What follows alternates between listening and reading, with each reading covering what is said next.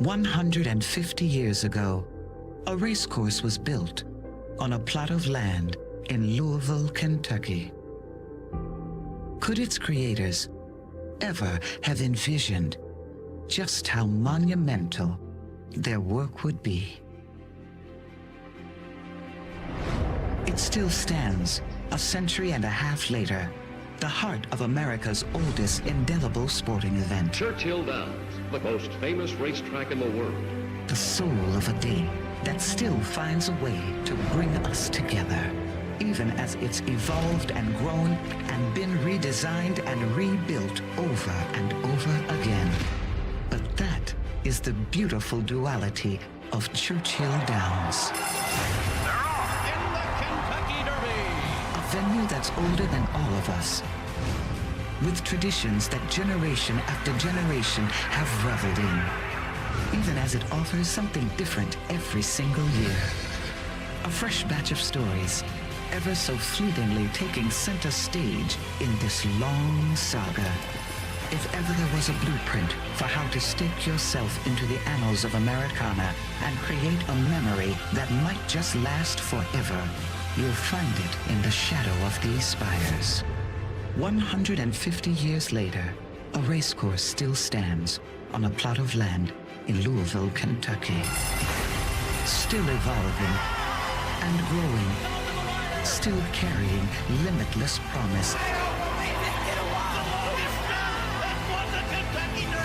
Still connecting who we once were to who we still get to be. At the 150th Kentucky Derby.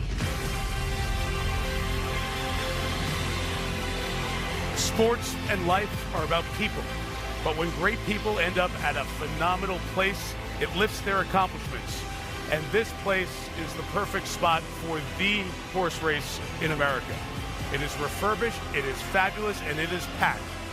156,000 fans on hand at Churchill Downs on this first Saturday in May 2024 to see who will win this milestone, this 150th Kentucky Derby. They're all crowding to the rails to have their moment, their spot to see and watch history unfold for the next mile and a quarter. The horses have made the turn back.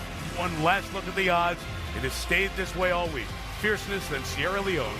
Forever Young and Changing Freedom the next two. On through three horses between 10 and 20 to 1. And all the way on down to Grand Mo the first. Now the longest shot on the board at 48 to 1. The trophy, the garland of roses await. The horses start to head towards the gate. So let's share a moment here and talk about final thoughts with the horses. Randy, I'll begin with you and begin with the favorite, Fierceness. It's all about the start. If he breaks well, we think the most likely pace scenario is Dornick on the lead, Track Phantom right there, and Fierceness a close third. But I tell you what, if you're Johnny Velasquez, you're sitting on the best horse. He has speed. Sometimes it's better not to get cute and just go to the lead. It's going to be an interesting run to the first turn. $2.3 million to purchase Sierra Leone. Jerry, almost everything we've seen from him, he's been worth the money. He has. He's so consistent, Mike. He always comes to that run.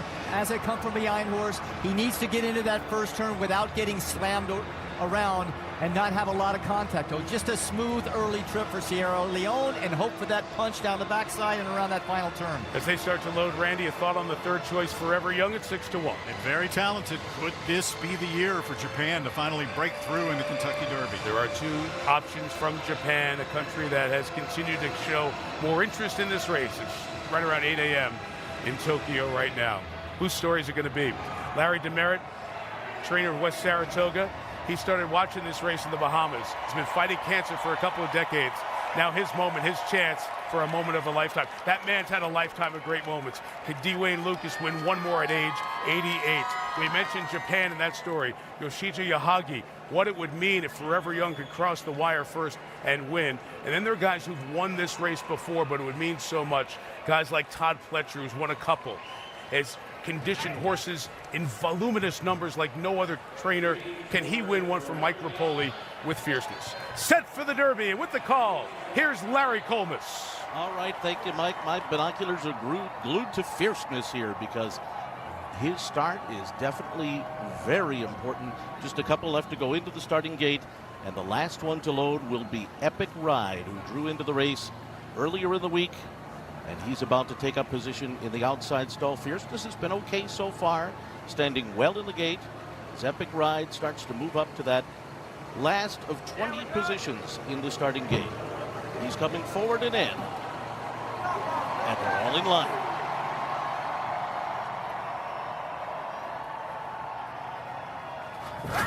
They're off in the Kentucky Derby. Fierceness had an okay start. He came away in the middle of the pack. Track Phantom will go to the early lead, and now John Velasquez gets Fierceness into the mix. Stronghold is there. Epic Ride goes up on the far outside. Just Steel is close up too as they race past the first time. And then comes Mystic Dan down on the inside of West Saratoga. Resilience is next. Then comes Society Man on the outside of Just a Touch. Catalytic along the rail. Nordic is next, saving all the ground into that turn. Then comes Catching Freedom, Domestic Product, Rambo the first, then Japan's Forever Young down on the inside. Sierra Leone has 3 horses beaten. They are T.O. Password, Honor Marie, and Endlessly. So this important half mile coming up here. They run that first half in 46.63 seconds. Pace is even enough, not flying. Track Phantom the leader. Just Steel perched up on the outside second. Fierceness is third just outside of them. Then Stronghold, Mystic Dan to the inside. And Epic Ride 3 wide. West Saratoga in behind that group. Then Stronghold, he's got 7 lengths to make up. Look back for Sierra Leone. He's still about 14 lengths behind as Track Phantom passes the half-mile pole with the lead. And Fierceness is moving now. And going right with him is Just Steel. The 3 of them across the track. Then Longshot Epic Ride. Mystic Dan toward the inside. Stronghold is next. Then Fierceness, Sierra Leone, and Forever Young still with work to do. Forever Young is starting to pick it up as they come toward the top of the stretch. It is Fierceness who's moving up on the outside of Track Phantom, and there on the far outside, here comes a run from Stronghold and Resilience has now moved up to take the lead as Fierceness is given way, coming by the 16th pole, and Mystic Dan is now come through on the inside. It is Mystic Dan down toward the inside with the lead in the final 16th. Forever Young, Sierra Leone is coming. These 3 coming down to the wire. Who's it going to be? Oh, it's a photo of the Derby. Oh, it's a photo. Was it Mystic Dan or was it Sierra Leone? Forever Young was between them. Catching Freedom finished fourth. A photo finish to decide the 150th Kentucky Derby. One of the tightest finish we have seen in the Derby. In 1996, Jerry rode Grindstone to win by a nose. It was too close to call and determined by a photo. That's the last time we were this close in trying to figure out who won the Derby. It's a bob of a head at the end.